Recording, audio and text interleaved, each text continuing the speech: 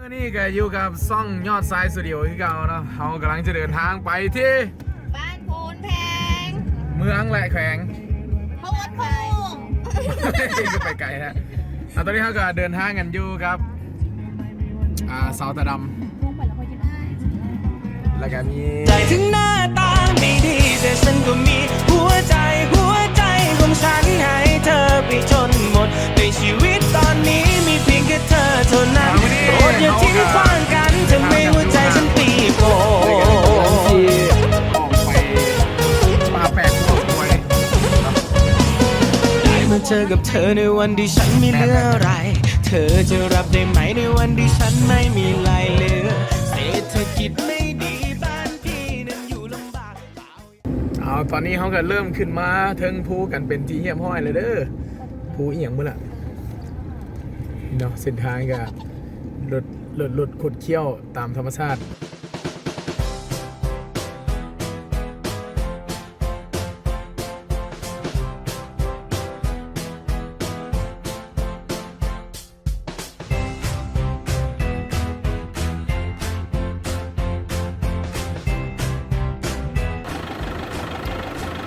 แล้วทุกที่เขาแกมาฮอดเป็นทีมห้อยแล้วเนาะเพราะว่ามีป้ายนี่เดี๋ยวจะหน่อยเขาจะพาไปชมของแบบยิ่งใหญ่อลังการเลยเนาะพวกนี้แล้วน้องตอนนี้เขาจะเดินทางมาฮอดจุดหมายปลายทางเป็นทีมห้อยเวลากับประมาณ4 โมงกว่าเส้นทางกับพ่อไปพ่อมาเนาะกับบ่ยากเพราะมันไหนก็ถือว่าโอเคและตอนนี้เขากำลังซอกฟืนมาก่อกองไฟแล้วก็มีการกางเต้นกันเวลาเขากับซีมานอนกันอยู่นี่เดี๋ยวสิท้ายบรรยากาศอ้อมๆให้เบิ้ง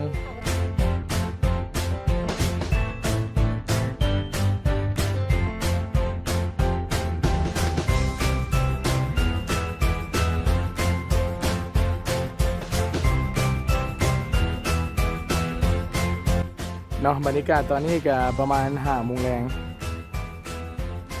นี่คือบรรยากาศอ้อมของทะเลสาบ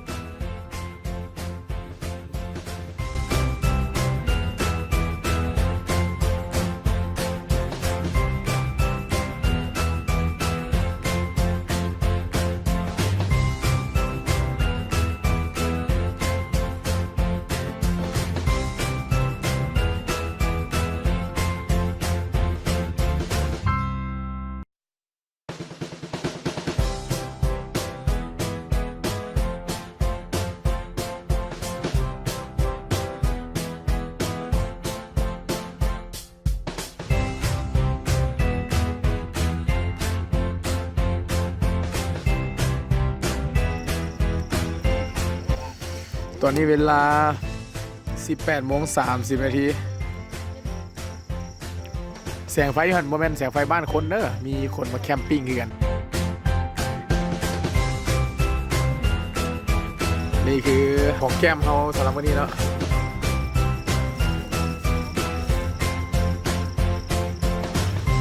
ตอนนี้เวลา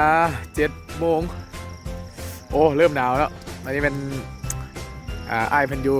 แคมข้างๆเพิ่นมาหลีดน้ำไอ้ยกมือใส่กล้องนะโอเคยกเนาะยกโอเคยก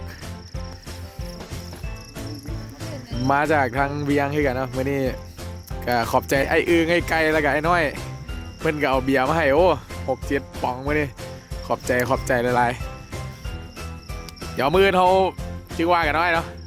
มีกินข้าวสามัคคีแน่นอนมื้อ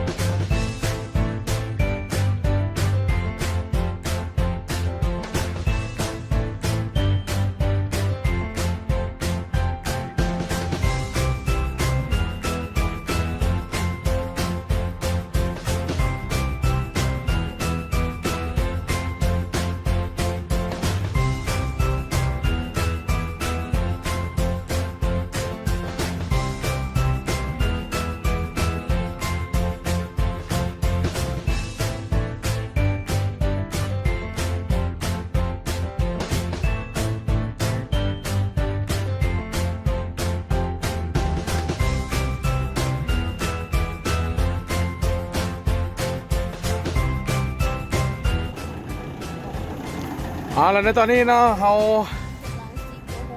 กำลังจะกลับบ้านนี่ฮะหลังจากรับประทานอาหารแล้ว ตอนนี้กับเวลาประมาณ9 โมงกับ2 นาที หลังจากที่เขามาเฮ็ดหกเปื้อนไว้หลายเติบแล้วเขาก็ทำการคลีนทำความสะอาดเป็นที่เรียบร้อยแล้วเขาก็กำลังจะเดินทางกลับบ้านสำหรับคนที่อยากเดินทางมาเที่ยวภูกองเข้าเนาะอันนี้คือเอิ้นว่าภูกองเข้าสถานที่แห่งนี้เพิ่นก็บ่ได้มีการห่วงห้ามหรือว่าอีหยังแต่อย่างใดเนาะก็มีแต่ว่ารักษาความสะอาดและก็รักษาสิ่งแวดล้อมเขาเป็นการท่องเที่ยวเชิงอนุรักษ์ธรรมชาติเนาะก็มาสามารถมากางเต็นท์อยู่ได้ก็ที่ว่าบรรยากาศก็อบอุ่นและก็หนาวเย็น เป็นบางครั้งคราวมาฮอดนี้เนาะทางทีมงานยอดทรายพวกเขาก็ต้องขอลาคนที่เข้ามาเบิ่งไว้ก่อนเนาะสำหรับคลิปนี้ขอขอบใจ